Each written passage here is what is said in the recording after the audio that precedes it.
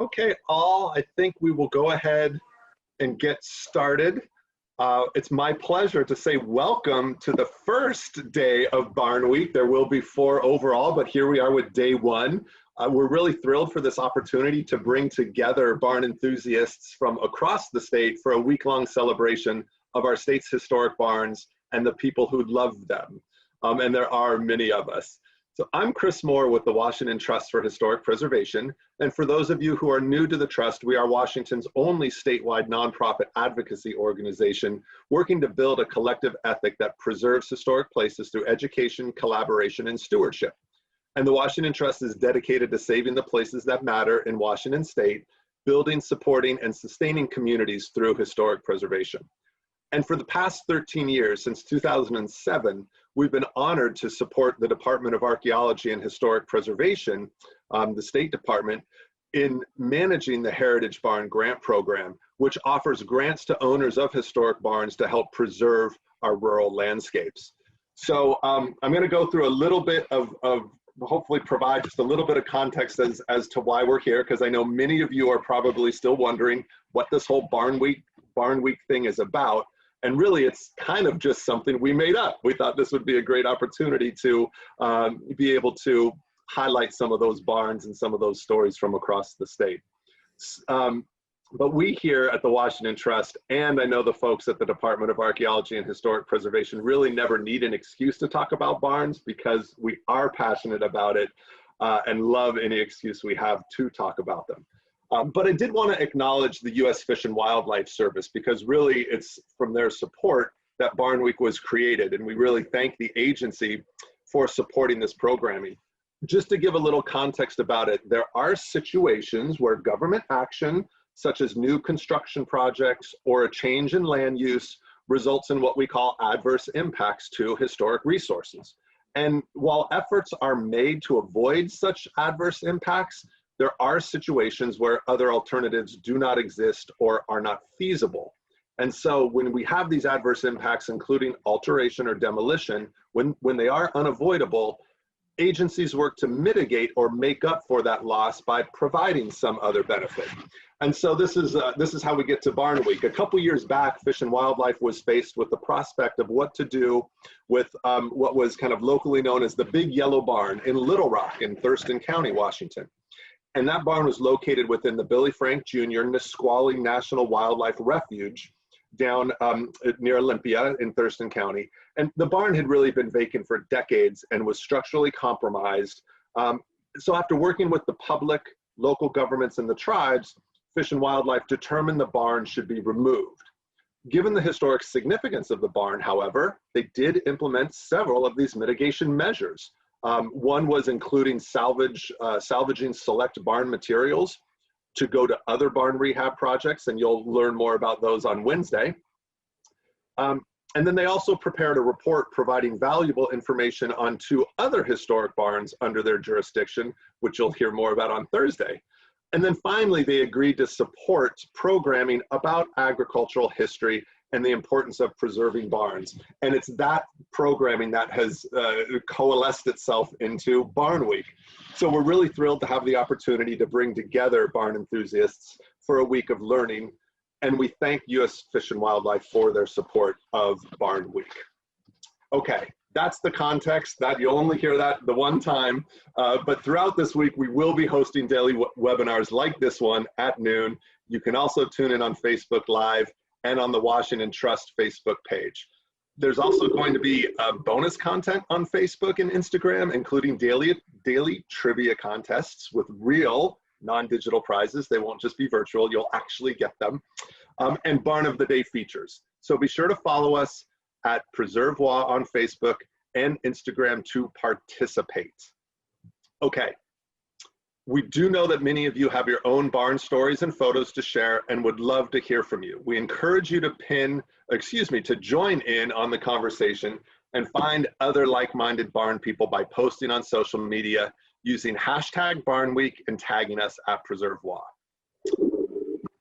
So today, we are kicking things off with a panel discussion about the love of barns. Tomorrow, Tuesday, we'll be turning things over to state architectural historian Michael Hauser for an introduction to the barns of Washington. and looking at the Heritage Barn Register that we have. On Wednesday, we'll share some really fantastic transformations and restorations from the past 13 years of the program. And then on Thursday, we'll wrap things up with a particularly special behind-the-scenes tour of 2 historic barns with preservation expert Dr. Harrison Goodall. As a reminder, these programs will be held daily at noon. So if you haven't done so, sign up for the rest of the week's events. It is all free, but you do need to sign up for each of the day's program individually. So hopefully you can do that. Okay, that is my spiel for the start of today. So without further ado, what I really want to do is introduce our wonderful barn panel for today, for the love of barns. And I'm really, really pleased to have Jerri Honeyford, Jeanne Youngquist, and Alex McGregor with us. Jerri has been a stalwart champion of barns for a long, long time and is chair of our Heritage Barn Committee, which oversees the grant program and policies around barns. Jeanne Youngquist also sits on that committee, but she's also the former Skagit County auditor, a farmer in her own right, barn lover in her own right, and a proud alum of Washington State University. So I know no one is more upset than Jeanne Youngquist is right now about Pac-12 football not being played. And then finally, we've got Alex McGregor, and Alex is with the McGregor Company, knows a little bit about history himself, being a former history professor, and also has a wonderful, wonderful historic barn that he's going to tell us a little bit about. So welcome to the 3 of you. I thank you all for being here, and I want to jump right in with the first question for Jerri, and that is very simply, why do we all love barns so much? What is it about these great structures? Well, Chris, I have to tell you that when I was growing up and had all the chores to do in our barn, I didn't think I liked barns at all. It wasn't until I was older and saw barns deteriorating and falling down that my heart just sank. I thought, we're losing these beautiful structures, these structures that were often built before a person's home was built, and I just hated it. So I found out I really loved barns, even though I didn't like the chores. Great, thank you. Jeanne, what are your thoughts on that? Oh, my thoughts are that barns symbolize and are reminiscent of America's homesteads and the majestic symbols of what built America. When early settlers cleared the land and often erected a barn, the first significant building erected. Some, you add a few farm animals, and today it's like a zoo to the visitors. I love my childhood memories, barn tales, swinging on ropes, making tunnels and forts and hay bales, maybe riding a cow, and of course doing chores. That's the fun part, right? Barns use to evolve with the diversity of the industry, and milking parlors and dairies are huge buildings now, but even now you find those old barns in amongst the new ones, and the memories of fun lives and working on the farm and in the fields, usually with my cousins and friends, are still there. That's great. Thank you. Thank you. And Alex, I know you've been around a few barns in your time. What are your thoughts? Barns speak of farm families and agriculture, where many of us have roots, if not personally, then with our generations previous. They speak of rural life, of a slower pace, not an easy pace, but a slower pace, and a different era when horsepower meant animal power. Those of us who grew up on farms remember, as you heard, things like jumping on a big rope and swinging out and letting go and falling into what you hoped was loose hay, or building hideouts in the baled hay of barns, playgrounds for kids, celebrating what my mom called my golden birthday when I turned 15 on the 15th of July, and we had a big barn dance. Record player tuned up to the max for all kids in our 2-room school, 14 boys and 5 girls. Barns are historic artifacts of times gone by and the remarkable people who lived and worked around them. Thank you to all three. I did not grow up around barns. I've said this to Jerry before, kind of jokingly, that it's funny that I've been involved with the barn program for almost 15 years because I grew up in the suburbs of the Bay Area, and there was, there wasn't a barn near me really. But from the preservation standpoint, what is just so remarkable, the handcrafted nature of these structures is what is so remarkable to me. The precision with which they're constructed, knowing that these are hand built for the most part. And it is knowing the patina that's on them. I think for me, that's just one of the things that's so great. When you see one driving by, you see it on the landscape, you know that it was put up meticulously with a lot of care, oftentimes as a community effort, not by just one or two people. And I think that is just reassuring and gratifying. Jerry, I've got a question specifically for you. And this happens to deal with the program overall. The Heritage Barn Preservation Initiative was established as a program of the Department of Archaeology and Historic Preservation way back in 2007. Talk a little bit about the effort, because you were critical to it, the effort to establish this program and statute, and what was unique about it?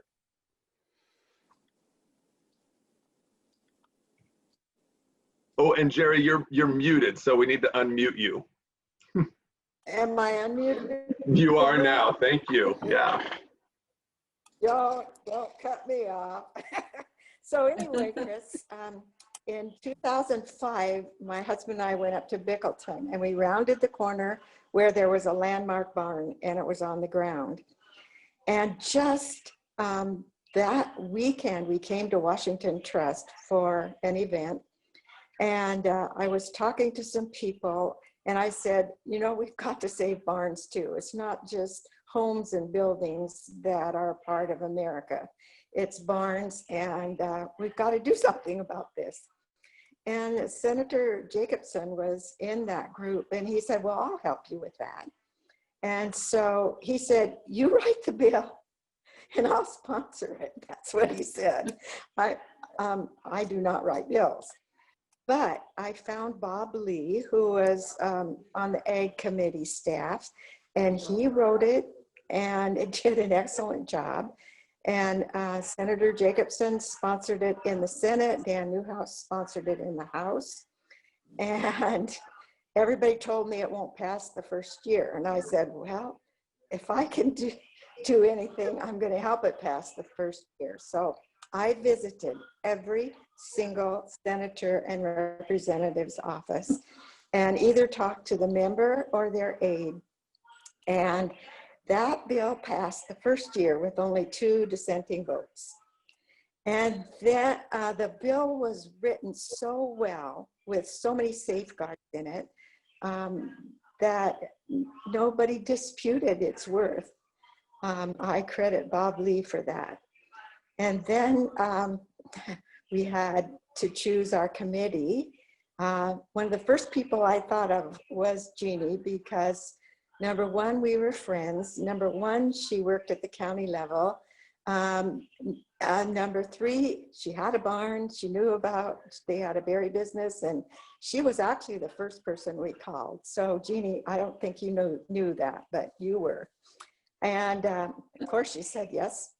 And we really formed a committee from all around the state, from county work, state work, preservation work, and we get along really great. We only meet twice a year, just to go through the applications and help to save these beautiful old barns. So that's how it got started. We had to give a report to the legislature, so I wrote a pamphlet with pictures of the barn, especially the before and after pictures, and it was well received, and the barn program's been going ever since. Yeah, that's fantastic. And those barn books you did are a hot commodity. I think we ran out of them very early, and I still get calls from people saying, "Hey, do you have that pamphlet, that barn book that I can look at?" But I very specifically remember, as part of that effort, former state representative Pat Lance and former Representative Dan Newhouse, who now, of course, serves the state in Congress, going to the committee hearings in the House, almost arm in arm up the aisle, to talk about how important this program was, both for them personally and their constituents on either side of the state. And it was just great to see. And I know that was part of the reason that it did pass in 1 year. I always hear, oh, it takes 3 years to get legislation passed. This was 1 year. And if I'm not mistaken, Jerry, it was unanimous in the House, and there were 2 no votes in the Senate. And I think it was Mercer Island area and Bellevue area, who different folks in office now, but I vowed back then in 2007 we were going to find barns in their districts that were good historic barns that could have been saved. But yeah, thank you. That's great. So I think one of the really great things, and this is going to be a question for you, Jeanne, and I'm just going to share my screen real quick on this because I want to let everyone else be able to see some of what you'll be talking about. But I think, one of the really remarkable things about the Heritage Barn Initiative overall is that it has inspired barn-related programming at the local level. This is, and I'm hoping everyone can see my screen at this point, but this is an example of a barn quilt, a painted panel that's hung on a barn that probably is familiar to a lot of people because you can see it off I-90 just east of Ellensburg, but it is the Kittitas County Barn Quilt Trail. And so you can actually, they have a whole brochure. You can go around to see different barns on their trail that have these painted barn quilts, which is a tradition going way back. So this is one example of local programming. Jeanne, you're in Skagit County, and I know you guys are very proud of your barns there. And there was some other programming that was inspired, I think, by the state's barn program that I'd love for you to share with us. Okay, I've been on the barn committee since the inception of it in 2007, and that program immediately ignited interest in Skagit County with our historical museum and Skagitonians Preserve Farmland and the Chamber of Commerce's, and the barn owners, of course. Agriculture, farmland, and open spaces are a way of life in Skagit County, and they're cherished and protected and maintain a reputation of our magic Skagit. Skagit County promotes ag and ag tourism, and it helps, ag tourism helps us maintain agriculture.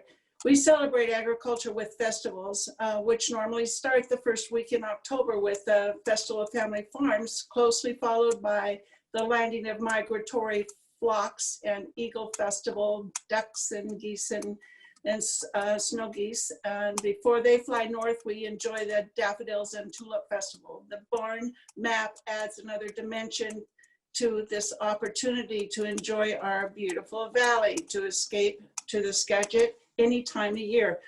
This isn't really just a promotion of Skagit County, but our barns. When approached about the barn map, Mark Iverson, then the director of the museum, jumped at the chance to promote and produce this first barn map. With enthusiasm, he saw opportunities and the merits of preserving our barns. Witnessed painters and photographers already taking advantage of barns as a subject or as a backdrop. He saw the barn program as a tool in preserving the barns, and more so the history of the generational family farms. Our Chamber of Commerce saw his way of putting heads on beds in Skagit County, and the museum a way of exhibiting and preserving what was and continues to be the #1 industry in Skagit County. Skagit County hit the barn program running with 25 barns, and by 2010 increased that number to 54. And the first barn map produced in 2013 exhibited 55 barns, and communicated facts and verbal history via cell phones as people toured or sat in their living room and looked through the barn and dialed in to find out facts about the barns. The map was funded by Skagit County Hotel Motel Tax and supported by Skagit Bank and Spaney Building, who specializes in barns. It was equally as popular and has created demand for a third edition. And we've been out of those maps for some time now, and then new one is being funded by Hotel Motel funds again, and it's going to be printed with 70 heritage barns. We have 70 in Skagit County. Some of them have fallen down. A few, three are missing, and a couple of them are not going to be in the map because they're not visible from the road. But their history remains with the Washington Department of Archaeology and Historic Preservation, so that's preserved. There is a talk of a new museum exhibit of sorts. We're thinking about doing a fundraiser in Skagit County for the museum and organizing a small barn tour, similar to the successful home tours previously provided. So anyway, pick up your new barn map at the museum or one of the Chamber of Commerce's or our county executive building. With a map in hand, you're in for an adventure of a pleasant sort of self-directed tour and a safe way of being in your car and having a day trip in this pandemic time. Great. Thank you, Jeanne. And I know, not that we make a competition out of it, but I know that Skagit County is proud to have more designated heritage barns than any other county in the state. I believe it's 77 or 78. But Alex, Whitman County is close on their heels, so it's a good race from that standpoint. Jeanne, I want to just go back to this one real quick, and we were talking earlier. If you could just relay the same thing to our group today that you said to me, I think it's so important, and it's one of the great things the barn program does. This barn, I took a picture of it about 20 years ago. It's not very far from our house, and we've been going around just to make sure all the barns are still standing. So in the new map, there'll be actual barns to see on the tour. Anyway, I took another picture of this barn, and when I compared the two pictures, I was really surprised to see that the hay door at the top was at the same slant. The roof was put on it just prior to my taking the picture earlier, and the barn roof, of course, still looks really good, but the barn stands and looks exactly the same as it did when it was originally re-roofed. So it just shows how important that piece has been to the preservation of that barn. Yeah, that's exactly right. And you'll see more of that on Wednesday, but getting a roof on these structures is just key. It's what saves them. I know a question came through about the number of listed heritage barns across the state, and Michael Hauser will be talking about that list tomorrow, but I believe we're at about 794 or 95, right around there. So it's really been a tremendous response, but that's all I'll say about the register, because I don't want to steal any of Michael's thunder for his show tomorrow.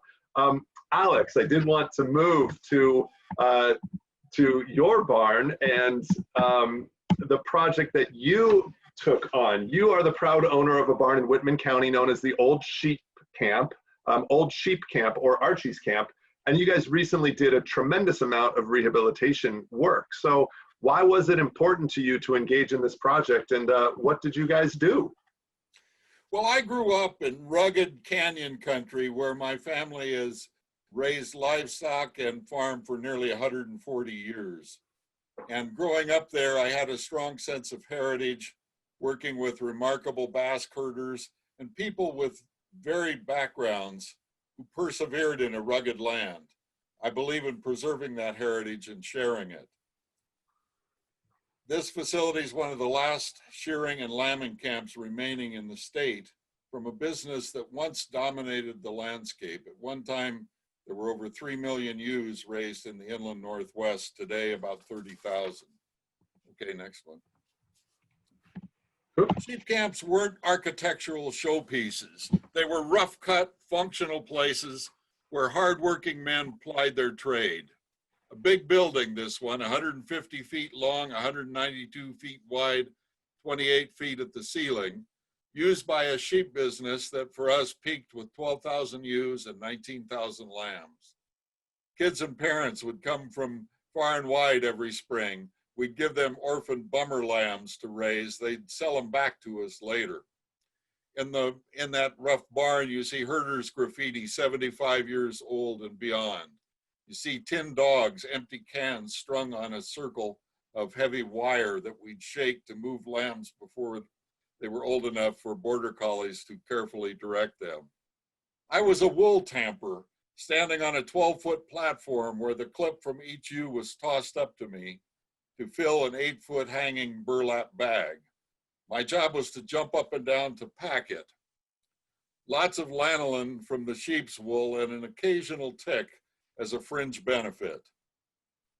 Newly shorn sheep headed to the mountains were vulnerable to cold, rainy weather. Them damn sheep was like a bunch of ducks. I wish I never saw another sheep that day, was a typical memory. My grandma, Jenny McGregor, whose picture is shown here from 1903,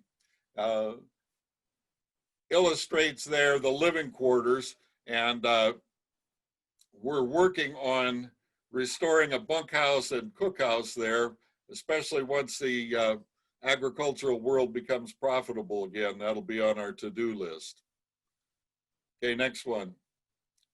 Shearing was the key business there. This is a picture on the left from 1952.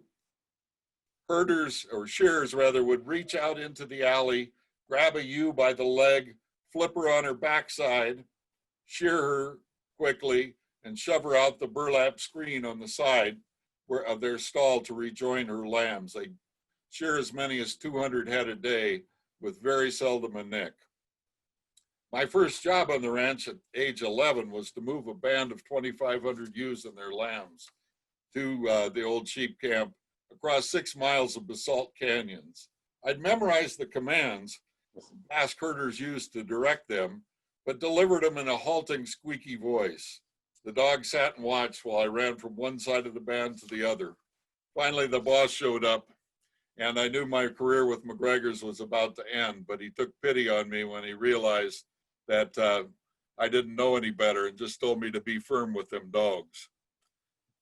It's a pioneer industry that once dominated our prairies, a business built on hard work and dedication. We were one of the last big range outfits in the state before we reluctantly switched to cows and calves in 1980. So I want to preserve our range and town and help Washingtonians get a flavor of agriculture and farm families yesterday, today, and tomorrow. Thank you for that, Alex. That is great. And to see, at least with that first image, to see what you guys were able to do to help preserve that tremendously large barn. I know there were some state dollars, state grant funds that helped, but it paled in comparison to what you guys put in overall to that project, and it's just wonderful to see. I know a question came across the chat about state grants, and we'll be talking more about those again on Wednesday, but it was, hey, are more going to be available? Because in the past, as you can imagine, we've had far more in applications and far more in grant requests than the committee has been able to award in grants, and that's been the case every year. It's been really competitive. Jerri and Jeanne both know how difficult it is to make those decisions, but we're hopeful that in the next biennium that the state will again fund the grant program, and if that occurs, then it would probably be around this time next year, maybe a little earlier, that applications would be due if that funding comes forth. But again, we'll talk about that more on Wednesday as we get into the grant program itself. I want to leave with a last question for our panelists, and then we will hopefully have a couple minutes for some other questions from those of you out there tuning in, but this is just a general, what is your favorite barn story, or favorite conversion even? We've seen a lot of barns converted from what their original use may have been to a new use. So I want to throw that question out to our panelists. And Jeanne, you've got the first one, and I'll pull this slide up to help you talk about this. And you're muted, Jeanne, so we can, yeah, there you go. Sorry, I guess I can't talk with it muted. Okay, that is the beautiful Andrew Johnson barn, and is probably the most painted and photographed barn in our valley. Often the subject of, or a worthy backdrop to the migratory birds, the daffodils and the tulips, and some eagles, and the progress of its restoration was highly publicized in our local paper. It took the front page a number of times. The barn was restored with grant funding and lots of matching effort and passion. And Chris was mentioning some of the salvage materials that were stored from other barns and other programs. And Mr. Basie was able to get some of those and use them in the barn as well. So he was aware of the resources and took advantage of them. This barn is a site for Florals workshops. And Floret Florals is a famous company on Penn Road, which has many pictures of this barn in their books. Cut Flowered Garden and A Year of Flowers are a couple of the books that they've produced. The barn also is a popular setting for weddings, and October movie in the barn night, which is a hugely popular Skagitonians to preserve farmland auction item, and it's put to good use with wreath making and workshops and other family events, and it sits very proudly right alongside the road. We have two heritage barns on LeConner Whitney that are real close to a polo farm, or right by the polo farm in LeConner, which is really kind of cool. And then of course, one of my favorites is the Youngquist barn, which is now the working center of a large blueberry farm that is all around it. And I don't know, Chris, if you've got that picture or not. And then there's another barn that has, that I put together on a slide that has a picture that Lee Mann took. And he's a very famous photographer. I'm sure you've all heard of him. But that picture was taken, and the owner of that barn is real proud to show you his barn, that picture, and the surroundings in his place. Great, thank you. Yes, there's I mean, we could spend the whole week just on the barn stories, but I'm gonna forward now to back to where we were, and give the same question to Alex. I know you've got a couple barns that are particular favorites as well.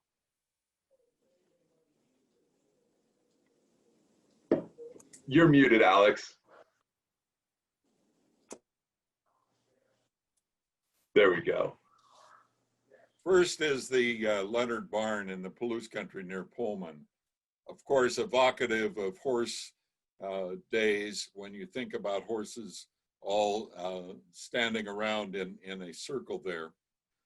Rebuilt by a fellow named Jeff Johnson, who is our company construction lead and led the way on our Heritage Barn project, and is also leading the way on the work we're doing in La Crosse, with help from Washington Trust, where we're restoring old rock homes. Pretty interesting illustration. And then the second one shows what can be done with a barn facility. Go ahead. This is the barn at Mater Farm between Genesee and Uniontown. The family there saved a barn built generations ago, converting it for weddings, groom's quarters in a skillfully redesigned grain silo, bridal suite with racks for dresses from cultivator tines. Creative, and yet they really haven't lost its character. So a couple of really fine barns.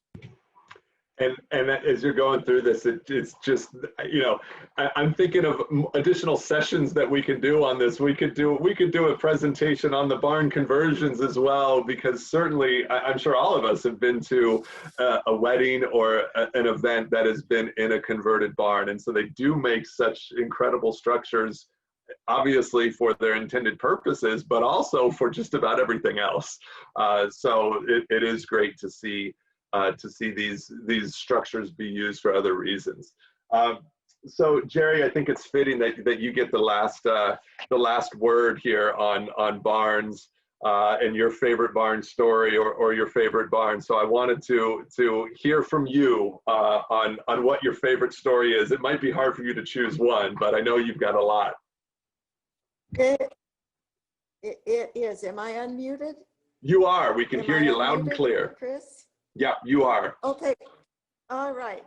So one of my favorite stories is an older gentleman from Klickitat County who has a round barn, an old round barn.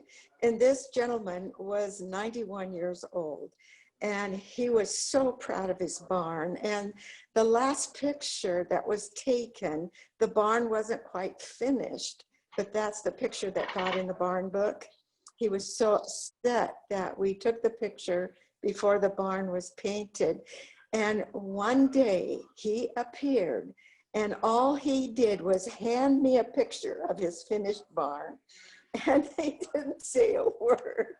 And I felt so bad, and yet I felt so proud of him that he thought so much of his barn that he didn't want an unfinished picture in the booklet. And I learned from that barn that round barn had the silo in the middle. They would put the feed in the middle of the barn and feed the animals around it. And I thought, what ingenuity. And this was built in well, it's over 100-year-old barn. It was built in the late 1800s. So, and we have seen other examples of ingenious ways of making these barns big and useful. And that's been an excitement for me. And I think my other proud moment is getting this money out into rural areas, because a lot of these capital budget monies don't make it into rural Washington, and it does so much good there for the hardware stores, the lumber yards. If there's builders and contractors, it really is stimulus for those people. I think the statistics are for every dollar of capital funds in these rural areas, there's an $11 return in that area. And so that too, I don't know, it's just such a satisfaction to me that we are making this program work for all parts of the state, and especially in rural areas. Do I have time for another story, or how are we doing for time? Well, there's a couple questions that have come through, and I want to be able to get those out so we can respond to some folks in the chat box. But okay. But you're absolutely right, Jerri. And one of the other impacts, I think, is, I know Jeanne can attest to this, there have been times where a barn has received a grant, and then we see, you know, within a year or two later, a couple of the neighboring barns nearby have suddenly started doing work as well. They see a neighbor fixing up their barn and they don't want to be left out. And so it's spurred just some individual action, which is really, really great to see. There was a question for you, Jeanne, that came here. There's people are interested in getting information on the planned Skagit Valley Barn Tour fundraiser that you mentioned. Is there a place people should go to learn more about that and when it's going to happen? It's really in the talking stage, and we'll be talking about putting that together real soon. There's some enthusiasm behind that, but the museum is where that will come from. And the board is meeting tonight, and I will encourage them with your request to know more about it. And you can connect with the museum to express that interest as well. And just so everyone knows, Jeannie, it's officially the Skagit County Historical Museum. Is that the full name? That's right. It's up on the LaConner, up on the hill in LaConner. It looks out over all the farmland to the east. It's a great spot. Great. And there was one more. And there was one more question about the tour, which I think is a good one. Someone asked if whether you dealt with any apathy, or just was it difficult to get people to want to participate when you were starting the barn tour? And one question might be, you know, you've got over 70 barns listed in Skagit County. Did you reach out to each of those barn owners to say, hey, we're going to put you on, or because it's public information and they're designated, you just put together the tour and people can do a driving tour? Obviously they can't go onto people's property, but you can drive by.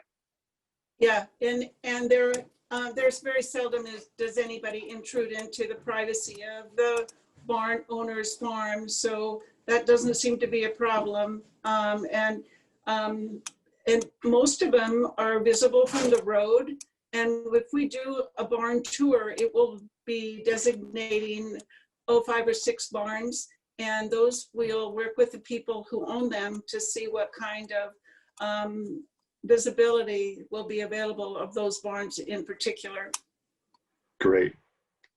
But Great. right now, you can take that barn map and drive around and see every single barn that's pictured on the map. Yeah, fantastic. Well, we are just at time right now. I know we told you guys we'd give you a program to last through your lunch hour until 12:45. So I hope everyone had an enjoyable lunch while learning some more about barns.